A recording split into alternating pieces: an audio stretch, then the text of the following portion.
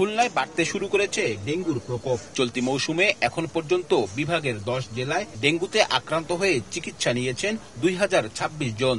এর মধ্যে সবচেয়ে বেশি খুলনায় 518 জন। সবশেষ 24 ঘন্টায় নতুন করে হাসপাতালে ভর্তি হয়েছেন 64 জন রোগী।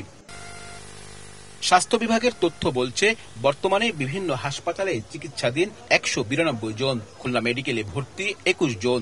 সব পরিসংখ্যানই গত বছরের একই সময়ের তুলনায় বেশি। সংশ্লিষ্টরা বলছেন, গ্রামাঞ্চলে জলাবদ্ধতার কারণে ডেঙ্গুর প্রকোপ বেড়েছে।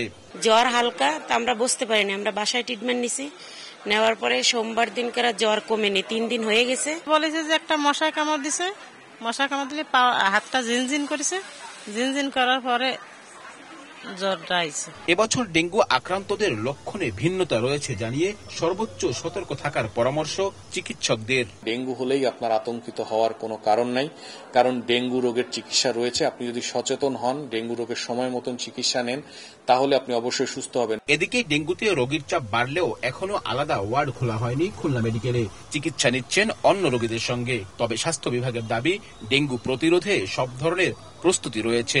আমাদের এমনি নির্দেশনা দেওয়াই আছে যে যার যার হাসপাতালে একটা কর্নারই করে রাখতে হবে, যে হচ্ছে ডেঙ্গু রোগী যদি এরকম ভর্তি হয় তাকে ডেঙ্গুর সেই কর্নারটাকে বেডগুলোতে রাখবে এবং হচ্ছে তাদের থেকে আইসোলেটেড করে রাখবে, মশারির মধ্যে রাখবে তাদেরকে। চলতি বছর এখন পর্যন্ত খুলনা বিভাগে ডেঙ্গু আক্রান্ত হয়ে মারা গেছেন 7 জন। এর মধ্যে খুলনায় 5 ও যশোরের 2 জন।